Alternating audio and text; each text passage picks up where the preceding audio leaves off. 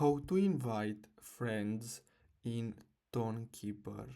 So the first step is to simply open the wallet and then simply tap on browser at the bottom, and then you're gonna have to simply search for hamster, and then the next step is to simply tap on hamster combat. So let me search hamster combat, and then you're gonna get redirected here. So what you're gonna have to do next is simply tap on the first link at the top and then simply tap on play now.